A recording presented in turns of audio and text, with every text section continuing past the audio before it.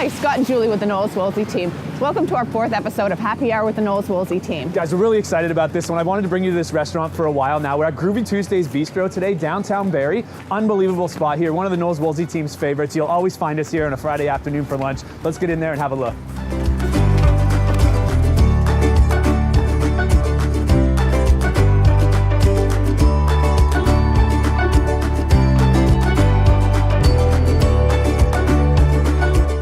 Guys, if you haven't been to this restaurant before, you're gonna love it as soon as you walk into the door. It definitely lives up to the Groovy in its name here. You got an awesome ambiance for a cocktail, date night, or bringing the whole family for dinner. It's got a small feel in here, so seats just over 30 people. What I love the most is the kitchen's totally open concept. You can watch them making your dinner. It's unbelievable. Now let's head over to the bar, catch up with Jules and Mel.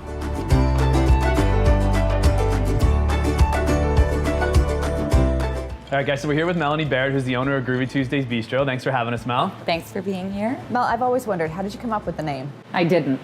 I'm the 4th owner in, I think it's about 32 years now, and I have no idea.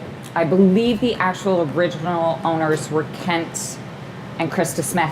No and kidding. yeah, I think they came up with the name. I've never asked them. Wow. And we make up stories to our guests now. We have no idea, but when I bought it, there was so much goodwill in the name, and I had already worked here For sure. that I had to keep it because it just felt like it was meant to be Groovy Tuesdays. I think I like that story better than whatever cool thing you could have come up with. So Yeah. that's good. I like the way That's you great. roll. Okay. Awesome. Now you guys have been here 7.5, 8 It'll years. be 8 years, June 7th, which is crazy. Time flies. It's insane. Very good. Now, Yeah. I know you guys change your menu a lot here. Yeah. We frequent quite often, and there's always something new coming up. So you're on almost the 30th menu in that Yep, we're time going frame? into our spring menu will be our 30th menu in nearly 8 years, which is awesome. We love that. Very We cool. figure if we get bored looking at our own food, then our regulars are bored.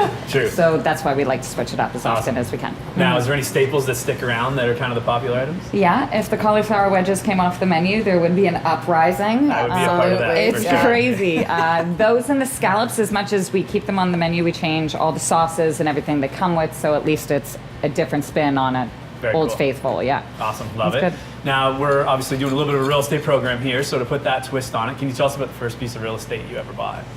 My mom and I bought a house on, actually Collier, right across from the post office about 10 years ago, and it was old. And we went in and did a full reno. We got the basement legalized and did old beams put on the inside. Love it. I lived there for about a year. We put it on the market, nothing happened. And then one day someone just knocked on the door and said, "What do you want for the house?" And that was it. It was Gotta sold. like that. I that's think awesome. Collier Street's interesting that way. You've got the curb appeals that are very impressive, so people to see it, they fall in love with it and then go after I it. think Collier Street is the face of downtown. Love it. Yeah. Yeah, Couldn't big agree time. more. Well, thank you for being down here and doing an awesome you. job, and thank you for having us. Thank you. Cheers. Cheers.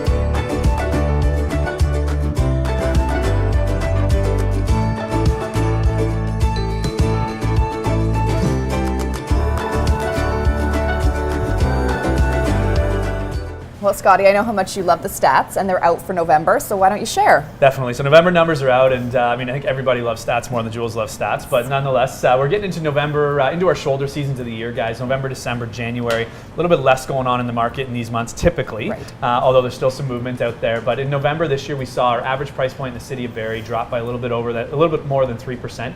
And then the bigger story was kind of in the volume. So we saw 15% less transactions taking place in November this year in comparison to the same time last year. So definitely a lot less volume going on out there. Would you not agree, though, that the townhouse market's really held its own? Definitely. Townhouse, entry level, smaller detached homes, still doing incredibly well out there. That's the affordable price point in the city. sure. It'll continue to do well. And what about the luxury market? What's going on there? Yeah, I think we've seen some great opportunities in the luxury market. I think affordability will continue to be a struggle as we head into next year with interest rate hikes and stress testing going on, but it creates some great opportunities if you're shopping in that part of the market. Yeah, as we've seen in the last little while. Yeah, Jules has had some buyers that have really taken advantage of that high-end market, so a great Yeah. position to be in if you are shopping there.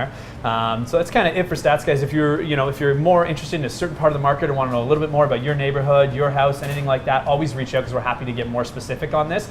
Always tricky to paint the whole market with one brush. Absolutely. Awesome. Cheers. Cheers.